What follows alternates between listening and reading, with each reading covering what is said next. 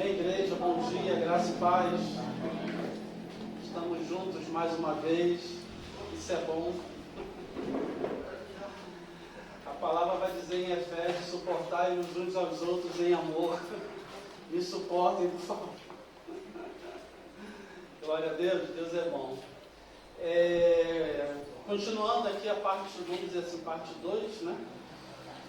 O sacerdócio e suas responsabilidades. Todo mundo com uma carinha bonita aqui, glória a Deus, que bom, né? Depois daquele bolo de ontem, aqueles salgadinhos, petiscos, as muitas risadas que foram dadas ontem. Rapaz, tem alguém aqui, vai falar com alguém aqui? Vem aqui. Uma senhora aqui, por favor. Alguém auxilia. Aquelas boas risadas que demos ontem, né, com o Clone. Que penso, queria mais uma vez parabenizar os nossos pastores, tá? Por essa labuta. Eu acho que o encargo de pastor é o encargo mais intenso, né? E que muitas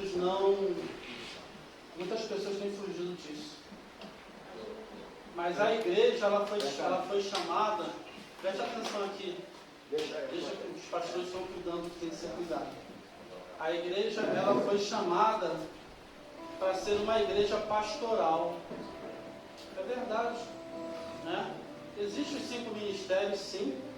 A igreja, ela é apostólica e profética, né? Isso é da natureza da igreja, apostólica e profética. Se você não é profético, eu vou falar igual um pastor famoso fala isso: se você e eu não somos proféticos, nós somos patéticos.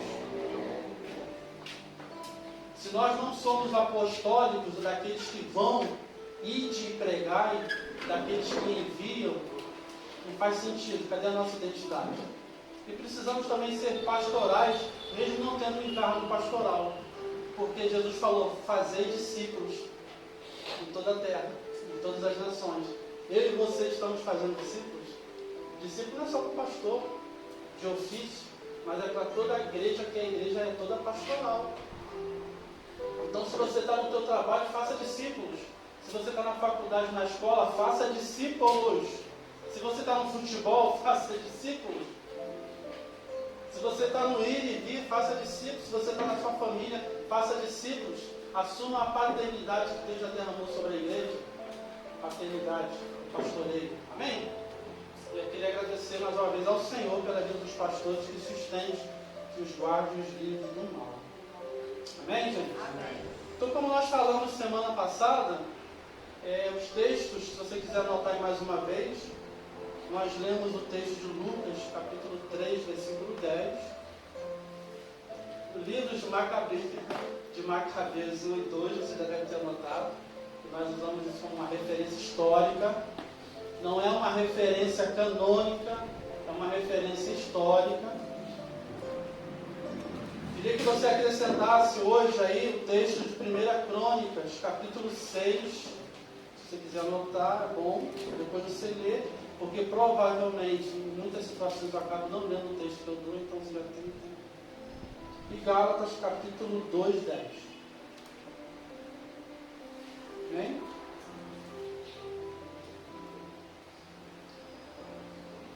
O sacerdócio,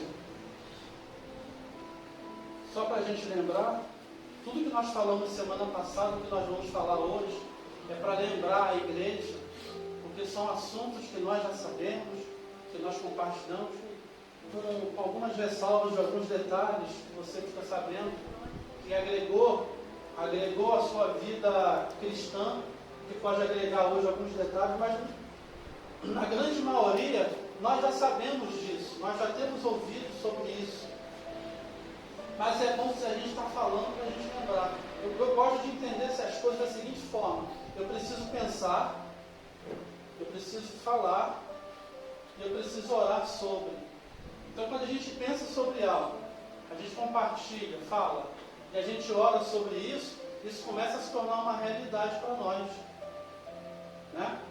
Então, como é que nós devemos agir como sacerdote? Precisamos pensar no sacerdócio. Então, o nosso sacerdócio, já aprendemos isso, que o nosso sacerdócio ele não se limita aos domingos. Começou o culto, começou o meu sacerdócio. Então o que eu tenho que fazer? Eu vou tocar teclado, bateria, vou atender, vou limpar o chão, a mídia, o som, luzes. Não. Isso aí são detalhes do seu sacerdócio. O sacerdócio é ir pregar o Evangelho a toda criatura e fazer discípulos. Esse é o sacerdócio. E no nosso sacerdócio de ir pregar o Evangelho e fazer discípulos, nós vamos socorrendo os necessitados.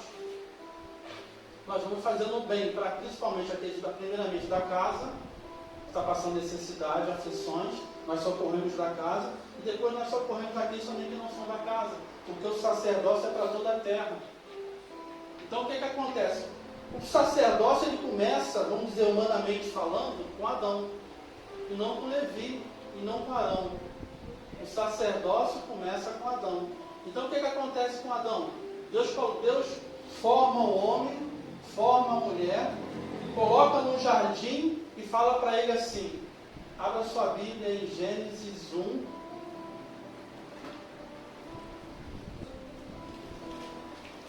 versículo 26, Gênesis 1, 26, e disse Deus, façamos o homem a nossa imagem conforme a nossa semelhança. Amém? Domine sobre os peixes do mar, e sobre as aves dos céus, e sobre o gado, e sobre toda a terra, e sobre todo réptil que se move sobre a terra. 27. E criou Deus o homem à sua imagem. A imagem de Deus o criou, macho e fêmea. É macho e fêmea. Não tem terceira via. E Deus os abençoou e Deus lhes disse, frutifica, multiplica, enche a terra, sujeita e domina. Governe. Então o governo da terra foi entregue ao homem a partir de Deus. Eu estou te entregando o governo. Eu estou te entregando para você multiplicar, para você dominar, para você sujeitar, para você multiplicar. Em outras palavras, eu estou te dando a terra para você ser o sacerdote da terra. Então o homem começava o homem é formado, primeiro Adão, diferente do segundo, ele já é formado adulto. Mas o segundo Adão, que é o Adão perfeito, que é Cristo, ele foi crescendo em graça, estatura, conhecimento e sabedoria. Porque tem um processo, né? Por isso que Hebreus vai falar que ele, como filho de Deus, aprendeu a obediência por aquilo que sofreu.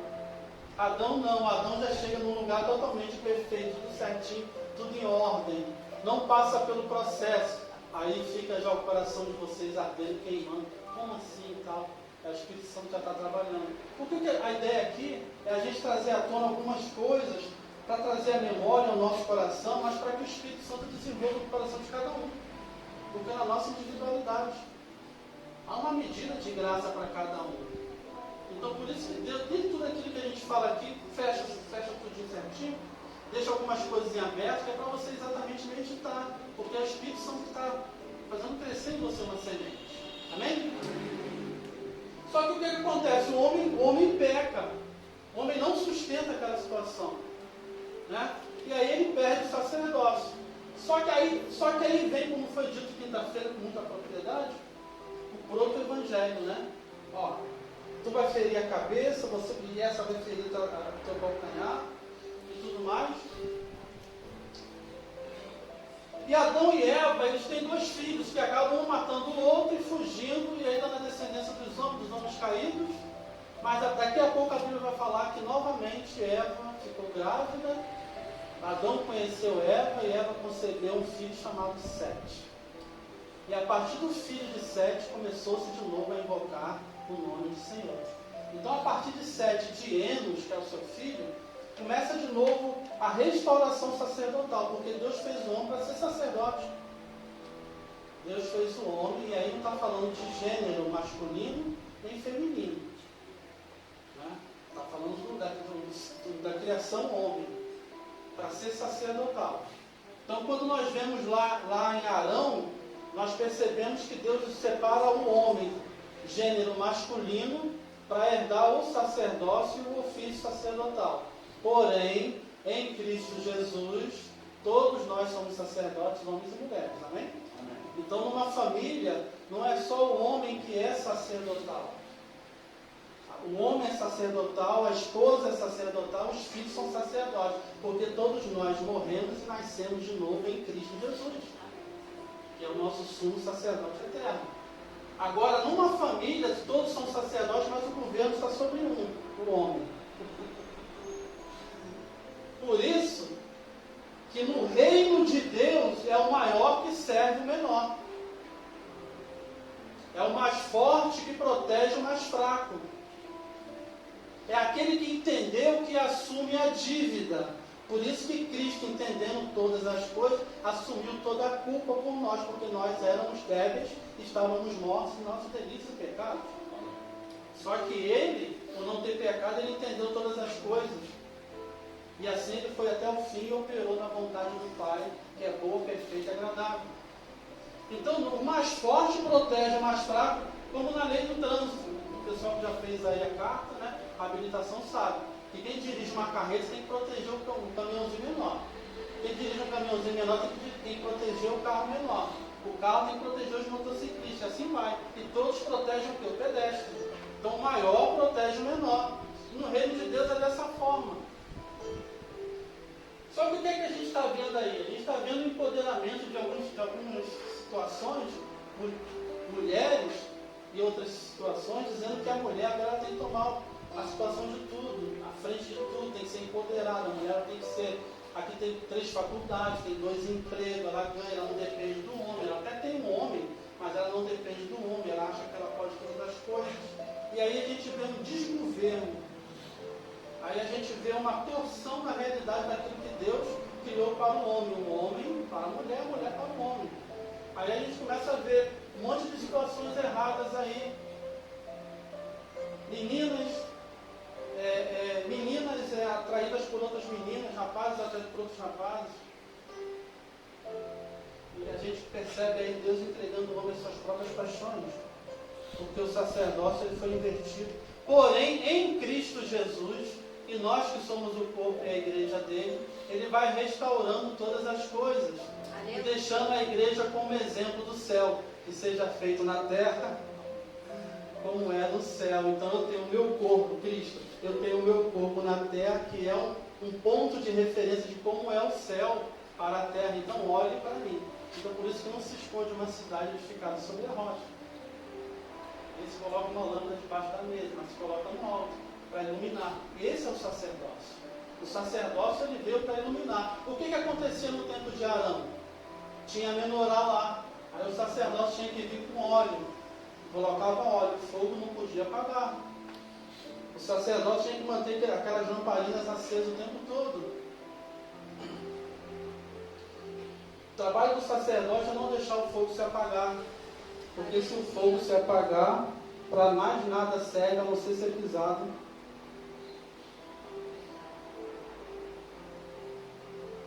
Pelos homens, não é assim? Glória a Deus. Então o sacerdócio é um plano de Deus desde o princípio para o homem. Então começa a Enos, aí vem os filhos de Enos, aí chegamos a Enoque. Enoque andou tanto com Deus que não foi mais achado entre os homens. Porque quando você começa a andar com Deus, assim, a nossa caminhada, não é? A gente começa a andar com Deus, a gente começa a ficar mais parecido com Deus. E quando você fica mais parecido com Deus, você já não é mais identificado com os homens. Você é identificado e confundido com o próprio Deus. E quando eu te vi, eu vi algo diferente. Tem algo diferente em você que eu não vejo nas outras pessoas. Eu vejo algo a mais. Ei, o que você está vendo em mim é Cristo. É Cristo em nós. Por isso que no teu coração está nascendo uma esperança. A criação não está gemendo? A criação não está gemendo com a manifestação dos filhos de Deus? A criação não está gemendo? As pessoas estão aí fora gemendo. Precisamos exercer o nosso sacerdócio. Nosso sacerdócio ele realmente começa com uma vida em Deus. Nosso sacerdócio ele começa com uma vida de integridade espiritual. O nosso sacerdócio ele começa com uma vida olhando. Eu já não sou mais aquele homem que praticava aquelas coisas, mas agora eu estou me inclinando para as coisas celestiais. Logo, a minha natureza espiritual agora, ela está sendo vivificada, ela foi vivificada, está sendo vivificada, é um processo. Eu fui santificado, estou sendo santificado, eu estou me parecendo mais com Cristo, sim, mas agora que nós fomos salvos, estamos nos parecendo mais com Cristo, o que nós vamos fazer com tudo isso? Posso falar? O que nós vamos fazer com tudo isso? Vamos esperar o próximo domingo para nos reunirmos de novo? Não. Vamos fazer na segunda-feira santa. Vamos fazer da nossa terça-feira uma terça-feira santa. O que eu posso fazer para ser sacerdote na vida de alguém? Como que eu posso ser luz?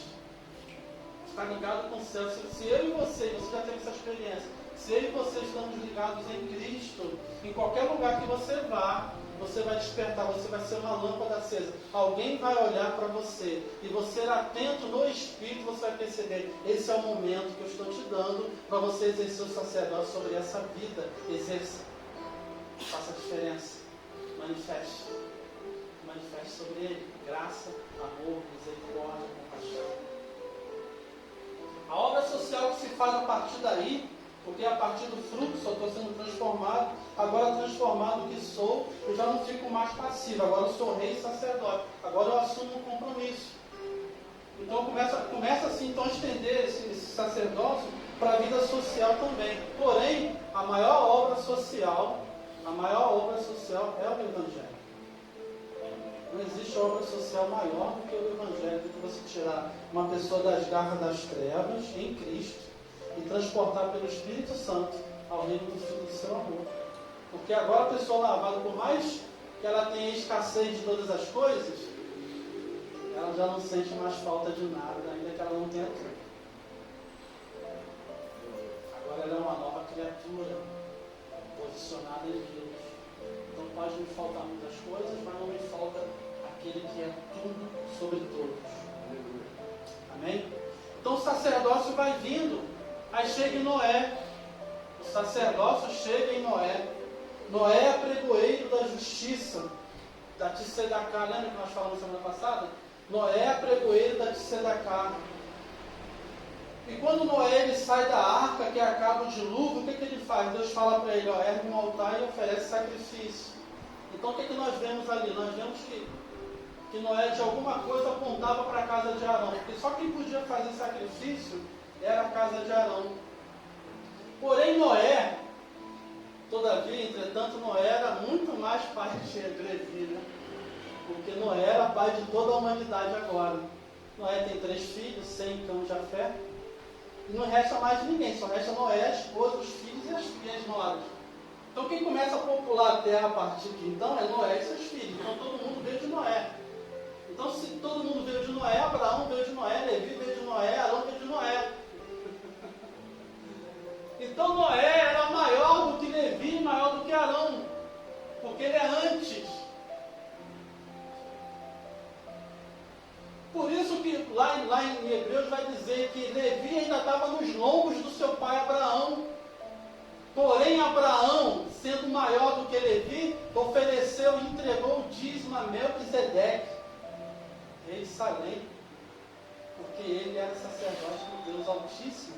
E se Melquisedeque, que não tinha início nem fim de dias, era sacerdote do Deus Altíssimo, era antes de Levi e de Arão, logo o seu sacerdócio é muito maior do que o sacerdócio levítico. Então nós vivemos o sacerdócio levítico a partir de Arão, para Deus comunicar a todos os povos e nações como ele queria, como ele ordenava o sacerdócio. Ele botou como uma tipologia. Agora que eu entreguei para Israel o sacerdócio, agora em Cristo Jesus eu vou restaurar o sacerdócio para todos os santos. Então nós temos como Israel, o sacerdócio de Israel, uma maneira de nós nos posicionarmos também ao nosso sacerdócio. Mas agora o sacerdócio é para todos. Mais uma vez eu digo com isso: Deus em Cristo ele não anula o sacerdócio levítico por total, porque há uma promessa exclusiva para Israel, que vai se cumprir. Então o que acontece? Deus entrega o sacerdócio para um povo, para uma nação, para que essa nação governe todos os povos. Mas a nação se corrompeu, como nós falamos. Mas agora em Cristo Jesus ele restaura todas as coisas e restaura o sacerdócio também, para que através do sacerdócio da igreja a gente possa despertar pelo Espírito do Senhor o ciúme em Israel, para que Israel se converta ao Yeshua Mashiach. E aí vem a consumação de todas as coisas. Então olha a responsabilidade que nós como igreja temos hoje de trazer para Israel de novo a consciência de algo que eles caíram lá atrás. Porque para o Messias vir, é necessário que Israel desperte. Mas como é que Israel vai despertar? Segundo o apóstolo Paulo, quando ele olhar para as nações e sentir ciúme, porque um povo que não me buscou me achou, um povo que não clamou por mim eu dei ouvidos. Mas como é que nós vamos fazer a diferença como igreja numa totalidade se a gente não começar aqui? Como é que vai acontecer um grande avivamento nesse bairro se não começar aqui, entre nós? Como é que vai acontecer um avivamento entre nós se não começar em mim? Aleluia. Então em mim, em nós, em todos, até que chame a atenção de um povo que está lá no Oriente Médio. Falei, peraí, como assim? Como assim eles estão entendendo melhor a Torá do que nós? Como assim eles estão obedecendo as leis mais do que nós? Onde foi que nós erramos? Vamos voltar. E por quê? Quem? Cristo Jesus. Aleluia.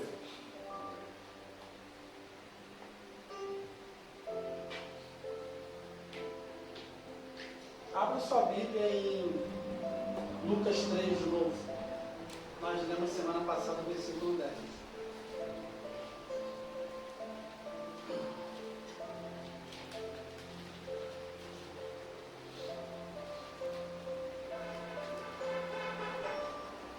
Esses dias eu estava...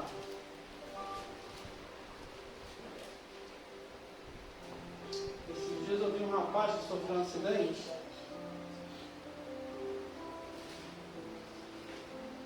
Caiu de uma laje, está paraplégico. Rapaz novo, 20 e poucos anos. Eu se conheci há algum tempo. Ele me chamou esses dias e tal. Passei na casa dele e você vê um rapaz assim novo, né? Uma cama no leite de dor. Outro dia tu viu o rapaz andando de boa, buscando sustento para a família dele. E aí você vê aquela pessoa naquela situação. Irmãos, não falta pessoas sofrendo aí fora. O que acontece muito na nossa conosco é que muita coisa distrai a gente. É por isso que nos reunimos também. Nós nos reunimos para adorar o Senhor que fez os céus e a terra, mas também nos reunimos para lembrar um ao outro aí. Nosso sacerdócio vai além das paredes. Nosso sacerdócio vai além de domingo. Né? Tem aquele rapaz. E depois eu fiquei pensando, mas por quê? Né? Tem um mês que ele se acidentou, e por que eu fui ver agora? Porque Deus começou a despertar em mim. Começa a pensar nisso. Começa a falar sobre isso, começa a falar sobre isso. Eu vou te colocar pessoas, vou te colocar um monte de problemas. Vou te colocar um monte de situações no teu caminho. Situações que vão agredir o seu homem interior que está acomodado com essa vidinha certinha. Quem não perder sua própria vida por amor de Cristo, se você não perder por amor de Cristo, eu já perdi ela. Mas se eu perder, eu vou achá-la em Cristo. Deus não nos chamou para a gente ter uma vida certinha, tudo certinho. Deus não nos chamou para a gente ser feliz. Deus nos chamou para a gente ser alegre. Alegrai-vos no Senhor, porque Ele é bom. Não essa ideologia, esse pensamento fracassado, caído, de que felicidade é que todas as coisas cooperem a meu favor. Isso é hedonismo, humanismo, pós-modernismo. Isso é o pensamento grego, romano, aquela coisa que nós falamos lá de Epifânio, Antíoco Epifânio, trazendo para dentro do que é santo, o que é aquilo que é profano. Aí agora já não é suficiente o nosso sacerdócio de adorar o Senhor com incenso, queimando incenso e fazendo sacrifício. Não, agora o que agrada a gente é fazer as nossas vontades. Ei, peraí, que liberdade é essa? Eu vou O Anderson me ajudou outro dia. Liberdade não é você fazer tudo aquilo que você quer fazer. Porque se você usa isso como liberdade, isso não é liberdade. Você se torna prisioneiro das suas próprias paixões. Antes você era prisioneiro de uma coisa, agora você é prisioneiro das paixões. Porque agora todas as coisas estão colaborando para mim. Então eu estou satisfazendo o meu ego, o meu ventre. Então aí entra o profano. Nós vamos falar um pouco sobre isso agora. Eu tento, em nome de Jesus, gente, eu tento ser igual o Tiago. Aquela mansidão para pregar, para ensinar, aquela voz macia, mas... O versículo 1 de Lucas 3 diz assim: no ano 15 do império de Tibério César, nós estamos em Lucas 3, tá? Sendo Pôncio Pilatos governador da Judéia, e Herodes tetrarca da Galileia, e seu irmão Filipe tetrarca da Itureia, faz um nome legal, né? Da província de Traconites, Elisanes, tetrarca de Abilene. Meu Deus, que isso? Então, como nós falamos na outra semana, né, a família Macabeus era uma família que vinha de uma descendência, de uma ascendência sacerdotal. Só que o que acontece? O neto de Matatias, o pai dos Macabeus, vamos dizer assim, esse homem, quando entra no governo, nós comentamos semana passada, ele pega os idumeus, os edons, e obriga militarmente, de uma forma militar, a esse povo, a essa etnia, a se converterem ao judaísmo. Então quem era Edom? Edom era o irmão de Israel, Esaú, não é assim? O pessoal está ligado nisso, né? Então essa nação de Edom, durante os séculos, aflige o povo de Israel, e se torna inimigo de Israel. Só que esse neto de Matatias, já com muito poder militar, ele obriga Edom. Então ali passa a ser os idumeus, ele dá legalidade, porque a partir da circuncisão e da observação das festas e dos cerimoniais judaicos, os idumeus eles passam a ter um vínculo forte com Israel, e aí o próprio povo de Israel, da Judéia, e os judeus começam lá também a se casar com aquele povo. Então começa a ter uma mistura sanguínea de Israel com os idumeus. E é aí que vai surgir. Aí Roma começa a aparecer no cenário. Então nós estávamos sob o governo da Grécia, os macedônios. Agora Roma vem aparecendo pelos flancos. E o reino aquele reino que foi dividido em quatro, ele começa a se corromper, a se desestruturar, a se desintegrar. E Roma vai crescendo. Então Israel, através dos Macabeus, faz uma aliança com a Roma. E quando acontece isso, então, aparece Antípatro. Esse homem ele era influente tanto em Roma quanto na Judéia, e ele era idumeu. E esse camarada vai ter um filho, nós já falamos, que é Herodes o Grande. E Herodes o Grande vai assumir o governo da Judéia, vai ser rei da Judéia, como se ele fosse uma pessoa legítima. Então ali acaba quebrando a legitimidade, porque quem poderia ser governador da Judéia? Teria que ser da descendência de Judá, da linhagem de Davi, ou seria sacerdote, da linhagem sacerdotal, da casa de Arão. E aí o que acontece? Rompe isso, e com esse rompimento abre uma legalidade para pecado. As coisas não funcionam mais a favor de Israel. E aí vem atrocidade, em cima de atrocidade, até que esse homem morre. Quando esse homem morre, acontece o que está acontecendo aqui. Um dos seus filhos, que é Herodes, tetrarca, assume a Galileia, versículo 1. O seu irmão Filipe assume a Itureia, de Traconites. E Lisânias, tetrarca de Abilene.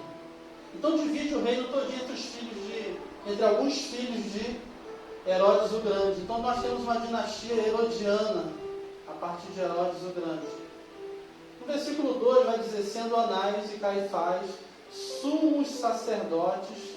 Aí a gente vê outra coisa incoerente. Porque só podia ter um sumo sacerdote.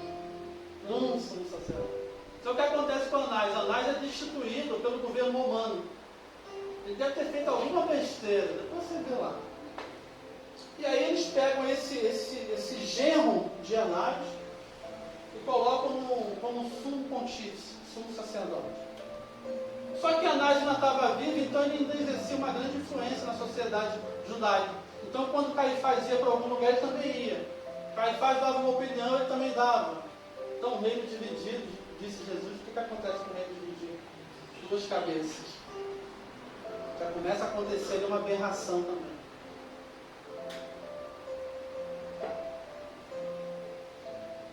Muitas coisas que a gente vê no dia de hoje nas famílias, né? Como a gente falava, a mulher empoderada. Não tem um problema com a mulher empoderada. A mulher precisa, a Bíblia fala que a mulher foi revestida de poder, aquela que se converteu em Cristo. Mas esse empoderamento que eles trazem aí é uma coisa torcida, distorcida.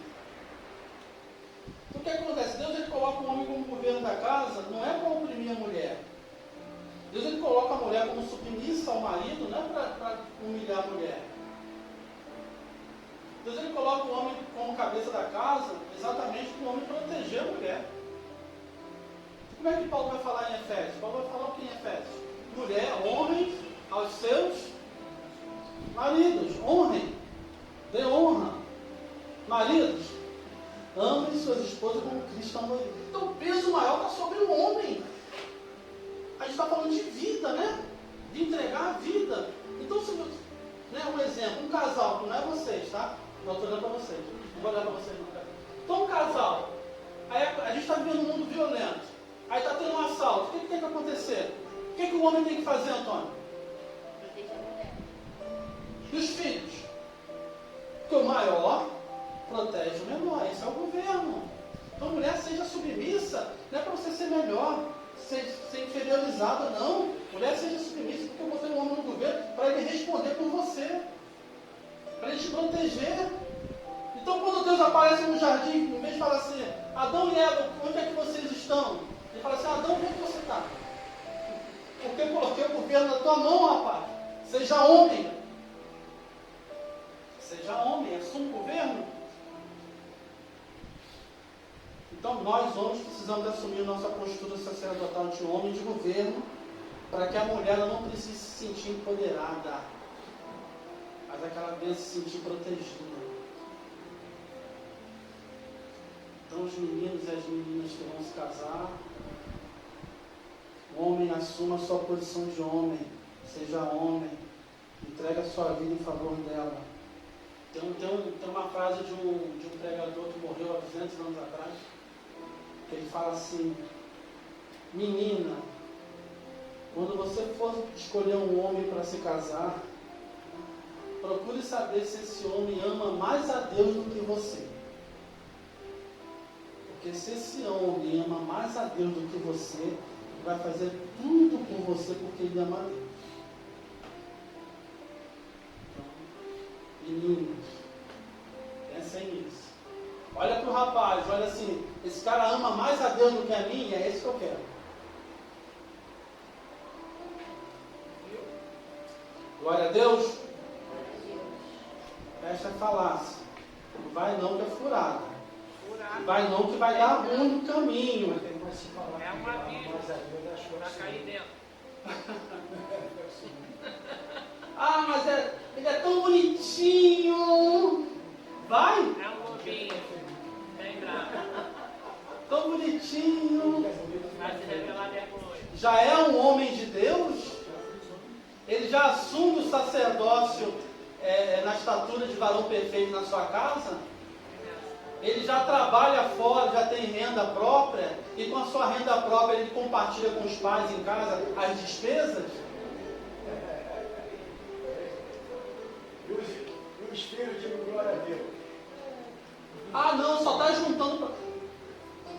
Ah, vou comprar o tênis de R$1.000, mas a conta de luz de casa está atrasada. iPhone 14. É com esse cara que tu quer casar mesmo? Vai dar ruim, hein? pastor não tem nem mais cabelo para cair. Eu vim para cá para procurar o pastor.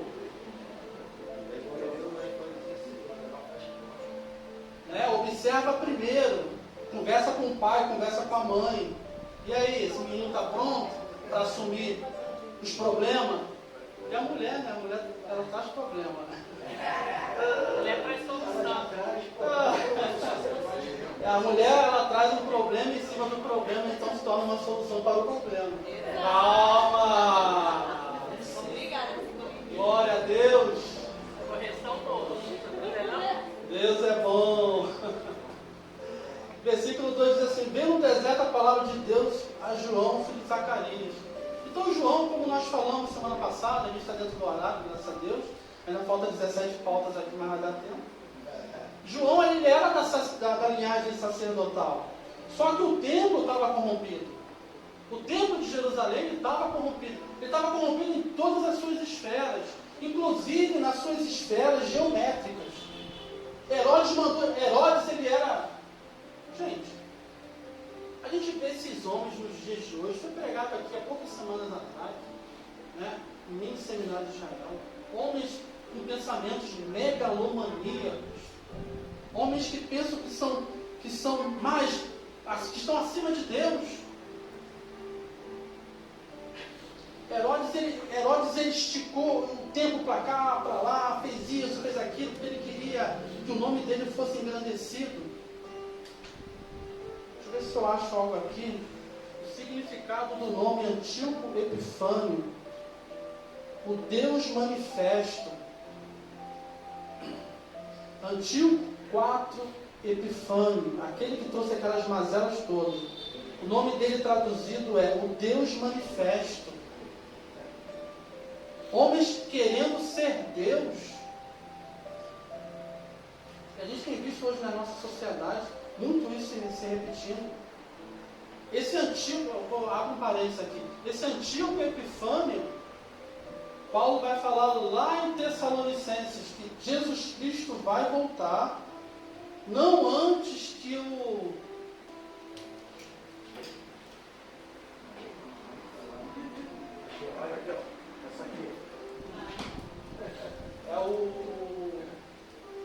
Paulo vai fazer uma alegoria sobre isso, sobre o anticristo. Agora me falta o nome correto. Mas esse anticristo ele vai estar apontando, ele fala assim, Antíoco Epifânio. Então Antíoco Epifânio já tinha nascido e morrido há 200 anos atrás. Então Paulo não estava falando mais de Antíoco Epifânio, mas ele estava falando de um quem, que vai ser tão maligno quanto Antíoco Epifânio. Pronto, traduzindo é isso. A abominação da desolação, lembrei. Paulo vai usar esse termo, a abominação. Então, o Cristo não se manifestará enquanto a abominação da desolação não aparecer no lugar santo. Então, o que aconteceu com o Antíoco Epifânio 200 anos atrás, de Paulo? Aparece ele no lugar santo e sobre o altar ele bota um altar, ele faz um ginásio, ele coloca uma imagem dentro do templo para adorar os outros deuses e tal. Então, alguma coisa vai acontecer. Então, o que a gente está vendo no cenário hoje? Essa abominação da desolação, ela vai ir contra tudo aquilo que se chama Deus. Agora, o que é tudo aquilo que se chama Deus? Família, casamento, filhos, vida, igreja. Será que a gente está vendo alguma coisa parecida com isso? Algumas coisas se levantando contra a família, vida, filhos, igreja. Tudo aquilo que é santo. Vamos ficar atentos. Não vamos entrar no oba-oba das modinhas, não. Vamos ser a luz desse mundo, o sal dessa terra. Mas por que não? Porque eu sou santo, porque meu pai é santo. Ele me chamou para ser santo. Mas por que você não está nessas conversas? Porque eu sou santo. Por que você não vai por ali fazer aquilo e ver aquilo outro? Porque eu sou santo e isso não me cabe. Ah, você não pode porque você é religioso. Não, eu posso todas essas coisas, mas isso não é lícito. Deus me deu uma sabedoria para entender o que eu posso e o que eu não posso. Há um limite em Cristo, eu posso todas as coisas nas medidas de Cristo. Fora das medidas de Cristo, ainda que seja alguma coisa, não é. Porque só existe, mas não é. Não tem fundamento, está fora de Cristo. Aí Lucas Versículo.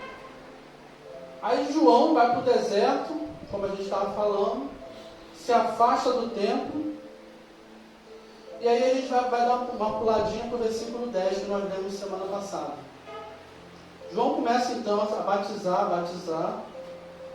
Aparecem pessoas aqui para serem batizadas. E a multidão interrogava dizendo: o que faremos, pois? Então, João estava pregando justiça, João estava pregando o reino, João estava falando: o Senhor está vindo. João estava pregando: o machado já foi colocado à raiz, eu batizo com água, mas aquele vai batizar com o Espírito Santo e com fogo, se arrependam porque é chegado o reino de Deus. E aí a multidão para e pergunta: o que faremos? E respondendo ele, disse-lhes, versículo 11: quem tiver 2 túnicas, que reparta com quem não tem, de Sedecar. Quem tiver alimentos, que faça da mesma maneira. Meu Deus! E chegaram também os publicanos para serem batizados e disseram: mestre, o que devemos fazer? Versículo 12, né? Agora no 13. E ele lhes disse: não pensais mais do que aquilo que vos está ordenado. Não cobrem taxas a mais. Vocês são cobradores de impostos, não cobrem taxas a mais. E uns soldados o interrogaram também, dizendo: e nós, o que faremos? E ele lhes disse: a ninguém trateis mal, nem defraudeis, e contentai-vos com o vosso soldo. Sejam honestos, isso já basta. Estando o povo todo em expectação, e pensando todos de João em seu coração, se porventura seria o Cristo, respondeu João a todos, dizendo: eu na verdade batizo com água, para arrependimento. Mas este que vem aqui, que é mais poderoso do que eu, a quem eu não sou digno de desatar as correias das sandálias, este vos batizará com o Espírito Santo e com fogo. Ele tem a pá na sua mão, e limpará a sua eira, e ajuntará o trigo no seu celeiro, mas queimará a palha com fogo, que nunca se apaga. E por aí vai. Irmãos, tem que existir no nosso coração: o que faremos nós? Nós não podemos nos contentar em simplesmente fazermos as nossas reuniões, os nossos cultos para nós mesmos. Aí a pergunta que vem no coração do irmão, e eu louvo por isso: mas irmão, eu sei disso, eu quero fazer alguma coisa, eu não sei. Então por isso que nós estamos nos encontrando, pensando, falando e orando sobre isso. Esses dias eu estava meditando sobre a igreja perseguida no mundo, inclusive nós trouxemos alguns papéis sobre isso, né? Tem nome de país que eu nunca nem ouvi falar, assim, de verdade, eu não tinha ouvido falar do nome de país aqui, onde a igreja é perseguida pelo Islã no nosso planeta nos dias atuais. E algo que eu aprendi é que não existe a igreja perseguida e a igreja não perseguida, existe a igreja do Senhor Jesus. Então a igreja que está sendo perseguida lá no Oriente é a mesma igreja que está aqui, né? Então a igreja está sendo perseguida lá, então eu estou sendo também perseguido. Só existe uma igreja. Só existe uma igreja. Aos olhos de Deus. Existem as revelações e as manifestações da igreja na sua diferenciação, mas só existe uma igreja. Então não existe, é porque eles estão sendo perseguidos lá. Não, nós estamos sendo perseguidos lá. Isso aí. Precisamos nos colocar no lugar do Se aflito. você for para lá, tu vai ser perseguido igual. Abra sua Bíblia em Efésios 4.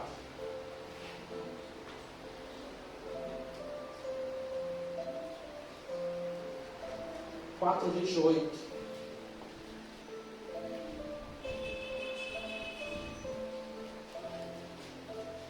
Paulo, depois de trazer um pensamento profundo sobre quem é Cristo, Deus, o Espírito, a Igreja, falar da nossa salvação pela graça, mais para frente ele vai chegar no capítulo 4, versículo 28, ele vai falar assim: na prática,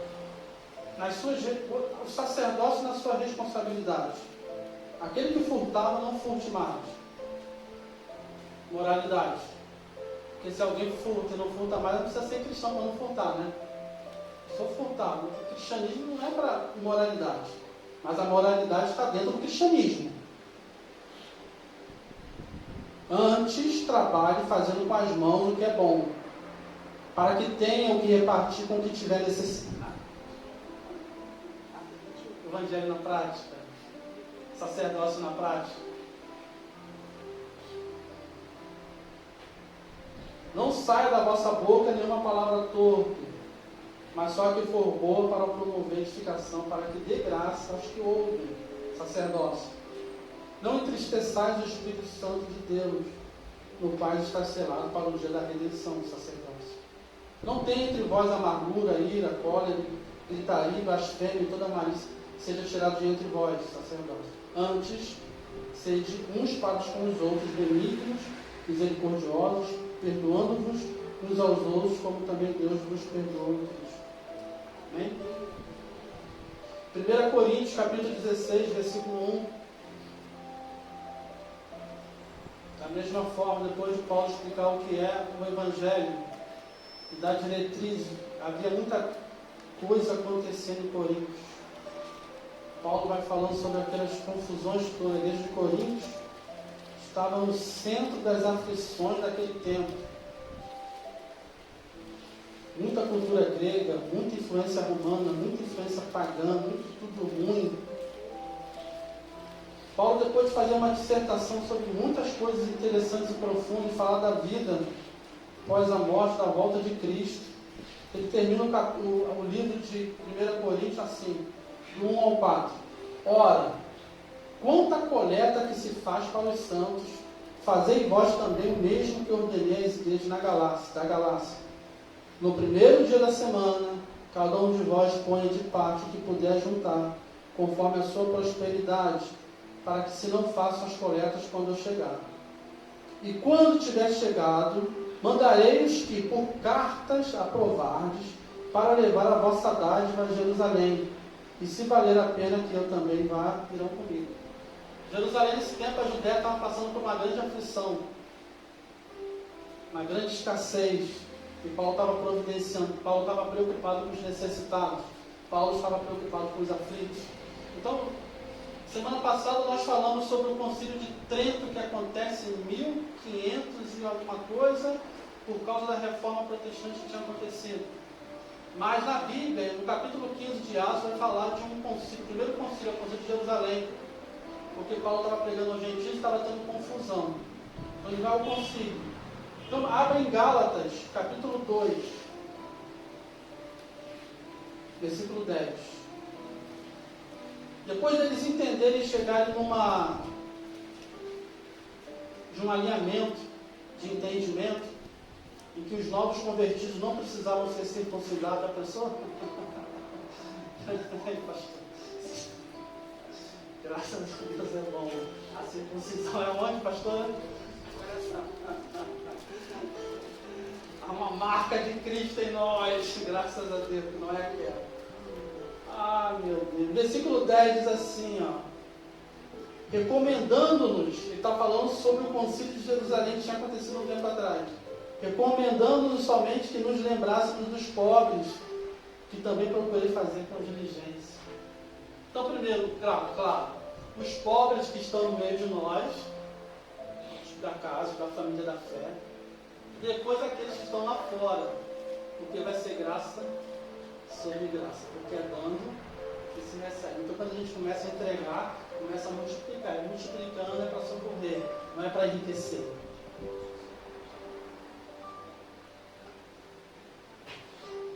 Ué, irmão, então Deus não chamou o crente para enriquecer, não?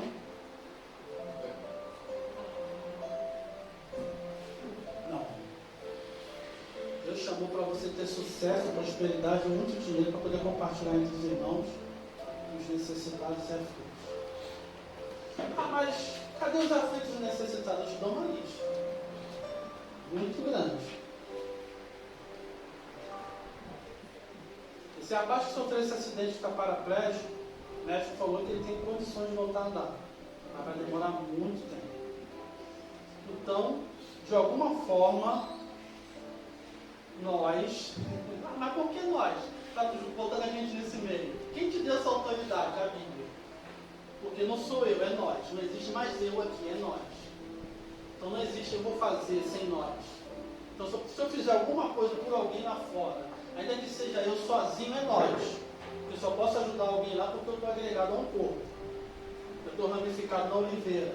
Eu tenho alguém intercedendo por mim. Eu tenho alguém cuidando da minha alma. Eu tenho alguém zelando por mim. Para que eu possa ir nos lugares áridos. Então é nós. Então de alguma forma, eu ainda não sei como, quando nesses tempos agora, que é precária a situação dele, eu vou estar ajudando esse rapaz. Então há muitos necessitados.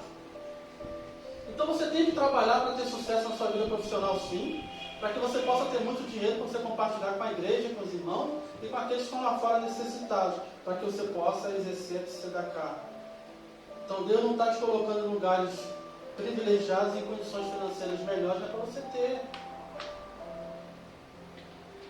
para você compartilhar. Ei, visite a viúva nas suas necessidades, visite os órfãos nas suas necessidades, procura saber como é que está o teu irmão. De repente você tem a solução para o teu irmão que ele está passando por angústia.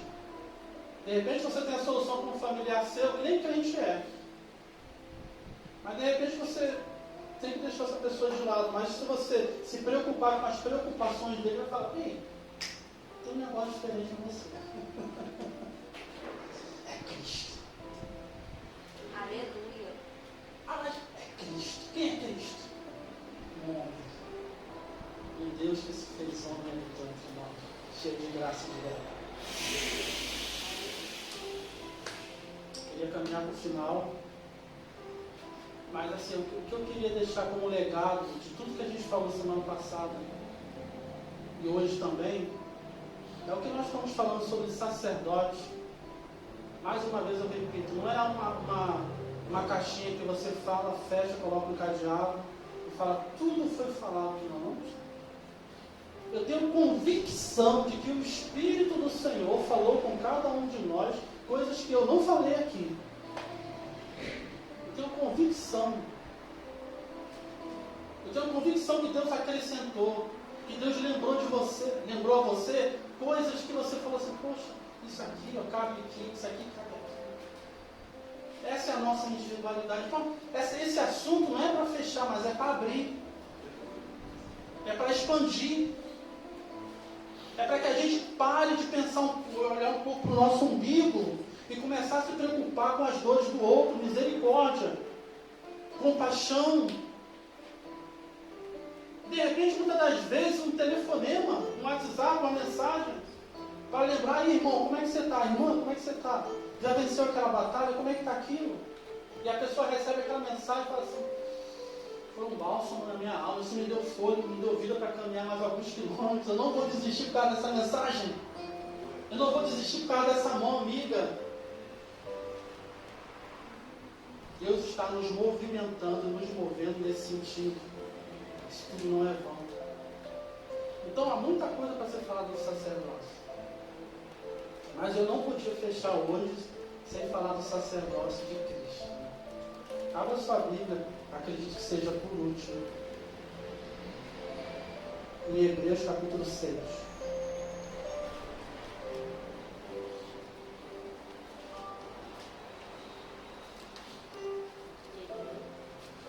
No versículo 20. A partir do capítulo 4, a gente sabe, o irmão que escreveu aos Hebreus vai estar falando sobre o sacerdócio segundo a ordem de Melquisedeque. Que a gente, graças a Deus, temos estudado a Bíblia. Nós somos de Bereia. Podia ser geração profética de Bereia.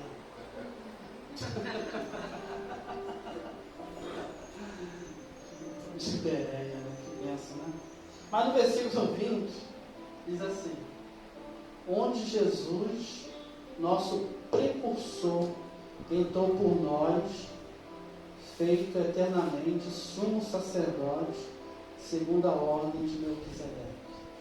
Nós já falamos um pouquinho sobre Melquisedeque hoje, mas eu queria trazer, né, mais algumas coisas à memória.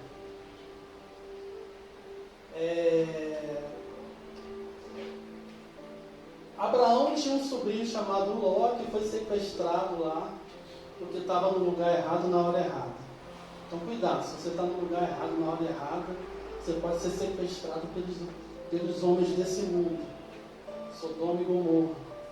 Abraão vai lá, destrói os inimigos, recupera todo mundo, traz de volta. E aparece em cena, lá em Gênesis 14, como está aí na sua Bíblia, um homem que era sacerdote segundo a ordem de Melquisedeque. E Abraão entrega dízimos a ele. Entrega, porque Abraão não queria que depois dissessem que aqueles homens incircuncisos, vamos dizer assim, de coração, dissessem que enriqueceram Abraão. Agora, quem é Melquisedeque? Uma tradição judaica diz que era 100. Noé tem 3 filhos. 100, Cã, Jafé. Isso é uma tradição. Isso é só para a gente aqui. Não é uma doutrina, tá, gente? Vamos dizer assim. Quando Abraão olha para aquele homem, ele reconhece que aquele homem era sacerdote do Deus Altíssimo. Ele olhou para aquela pessoa, para aquele ser que caminhava na direção dele, e ele viu um brilho, viu algo diferente em Melquisedeque. Rei de paz e rei de justiça. Aí o nosso amigo aos Hebreus vai dizer que não tinha nem princípio de Deus, nem fim. O Cristo. Alguns vão dizer que foi uma teofania. Outros vão dizer que era Sem, filho de Noé. Mas uma coisa eu sei, quando Abraão olhou para aquele homem, ele viu paz e justiça de Sedacar. Ei, esse cara, esse aqui eu conheço. Abraão não era Abraão porque ele simplesmente um dia ouviu a voz do Senhor, não. Era de pai para, era geracional. Abraão, a Bíblia não fala porque não cabe tudo na Bíblia, gente. Mas Abraão já vinha sendo alimentado desde jovem na presença do Senhor. Ele era descendente de Sem. Ele era descendente de Enos, de Sete. Deus já havia programado tudo. A presciência de Deus, a vontade de Deus. Eu vou fazer uma nação santa. A minha vontade é fazer uma nação santa e sacerdotal. Então eu vou preparar o caminho. No meio do caminho ele pega um homem chamado Abraão. Mas precisava Abraão ter uma referência de família. Porque Deus é família. E aí Abraão, quando chega naquele ápice daquele momento ali, ele reconhece o sacerdote. Se era de uma ideia ou de outra, mas ele reconhece aquele sacerdote. Ele viu ali o Cristo. De alguma forma, ele percebeu. Quando alguém olha para mim e para você, será que reconhece o Cristo em nós? Ei, você é sacerdote. Irmão, entra aqui na minha casa e faz uma oração. Ei, irmão, ora aqui por mim, aqui nessa esquina aqui. Porque, em outras palavras, eu reconheço em você que você é sacerdote do Deus Altíssimo. E como Deus não passa vontade, Deus não passa vontade. O sacerdócio levítico se corrompe. Mas aí Deus levanta em Cristo Jesus, segundo uma ordem maior, mais elevada de Melquisedeque. O Cristo, que é o sumo sacerdote das nossas almas. Ao qual os músicos, eu sei que vocês me amam, vem para cá os músicos, orem por mim os músicos.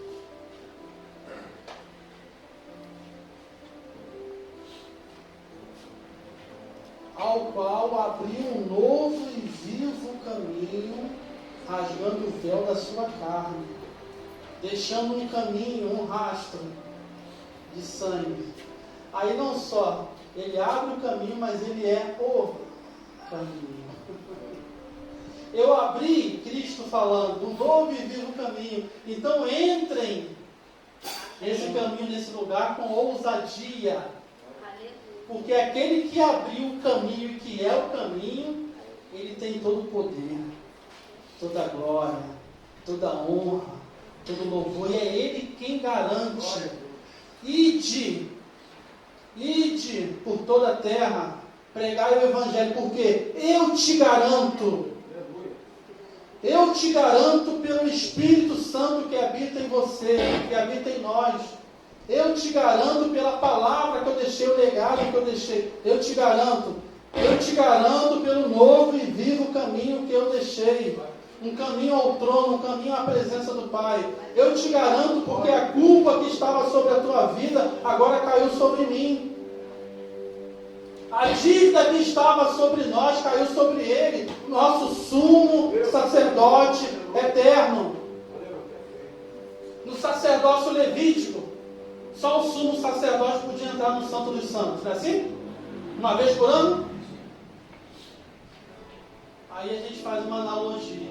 Então, se Jesus é o sumo sacerdote, ele pode entrar no Santo dos Santos, na presença. E nós, como sacerdotes, ficamos aqui. É isso? Só que não. Se Cristo habita em nós, na pessoa do Espírito Santo, e se nós estamos escondidos em Cristo, porque quem quiser achar a gente vai achar Cristo primeiro. Então, quando Cristo entra no Santo dos Santos, quem que entra com Ele? A igreja, o seu corpo, a sua noiva. Somos sacerdotes, mas podemos entrar no Santo dos Santos pelo novo e vivo caminho que Cristo nos abriu. Ele é o nosso sumo sacerdote. Temos que ter ousadia, temos que ter a alegria. Essa é a alegria que nos faz levantar todos os dias e nos reunirmos e andarmos e irmos para o trabalho, para o nosso dia a dia, exercendo o nosso sacerdócio. Tem alguém que garante a gente, tem alguém que me garante. Eu trago no meu corpo as mesmas marcas de Cristo. Eu trago uma cruz, eu trago a crucificação. Estou crucificado com Cristo. Estamos crucificados com Cristo. Isso nos basta. Isso nos basta. E se morrermos, morreremos. E vai ser uma leve, um abrir, um fechar e abrir de olhos. E se perecer, pereci. Já não somos mais temporais. Não somos temporais, nós somos atemporais. Estamos escondidos nele. E quando ele está, ele entra no Santo dos Santos, na presença do Pai intercedendo por nós. Nós estamos lá à destra dele, nos lugares celestiais em Cristo. Aí nós podemos falar: o que é de tu, ó morte? O que é de tu, o que é do teu aguilhão? O que é de tu, doença? O que é de tu, problema na família? O que é de tu, situações no casamento, na vida financeira? O que é de tu nesse tempo? Porque até o tempo, ele é Senhor do tempo. Até do tempo ele é Senhor. Até o tempo se curva diante dele, a morte se curva diante dele, o céu se curva diante dele, as galáxias se curvam diante dele, os homens não têm que se curvar diante dele também. Igreja do Senhor, nós somos sacerdotes reais, nação santa, povo escolhido de Deus, de propriedade peculiar, para exercer nesse mundo o sacerdócio. Não pense menos de você.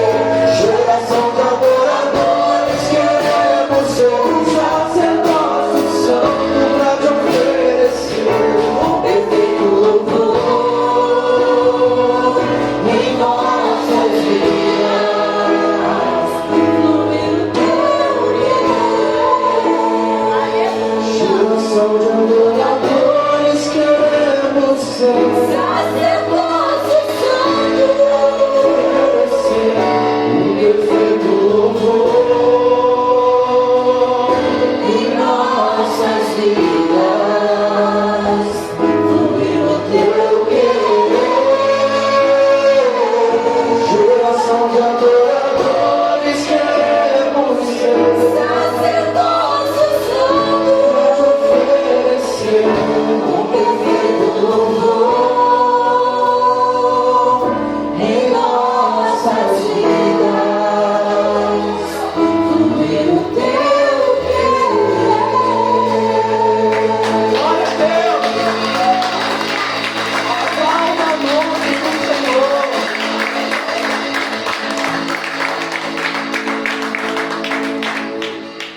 Amém. Vou terminar com um amém. O pastor vai estar orando aqui. Vou deixar o pastor orar. Toma. Graça e paz, queridos. Amém? Amém. Aprenderam a palavra? Amém. Hoje eu vejo que a igreja de Cristo é que se cumpre como um sacerdócio, né, de Cristo, né? Porque a igreja, em qualquer lugar que ela estiver, ela está fazendo a obra de Deus, mas essa obra é sacerdotal, né? Individualmente nós não vamos conseguir fazer, na verdade, mas como igreja ela passa a fazer a obra sacerdotal de Cristo aqui na terra. Então uma palavra muito interessante para o nosso entendimento. Amém, querido? Dá a oportunidade de você semear na casa do Senhor, você que tem sua oferta. Muitos já ofertaram, já dizimaram. Se você tiver uma semente, entrega aqui na casa do Senhor. Lembrando que à noite, às 19 horas, se for a vontade de Deus, nós estaremos de volta para o culto de celebração. Amém, queridos? Amém. E à noite a gente vai dar uma palavra sobre o culto de ontem, culto de gratidão, e sábado abençoado, né? Eu nem comi mais nada em casa, vai trazer a nossa, nem comi mais nada em casa. Quer dizer, eu comi uma extensão daqui, né? Mas aquela janta, porque foi muita coisinha aqui, né? Noite abençoada, a gente podia aniversário todo dia, né? Negócio de festa da igreja, né? Vem até mais gente, né? Já viu? A gente podia até fazer o seguinte: um dia anunciar uma festa e tem todo mundo e não tem nada, né? Só o culto. Será que eles vão ficar aborrecidos com a gente? Ia, não ia. Senhor meu Deus, muito obrigado por uma manhã de ensinamento tão abençoado. Porque o povo carece do conhecimento da tua palavra.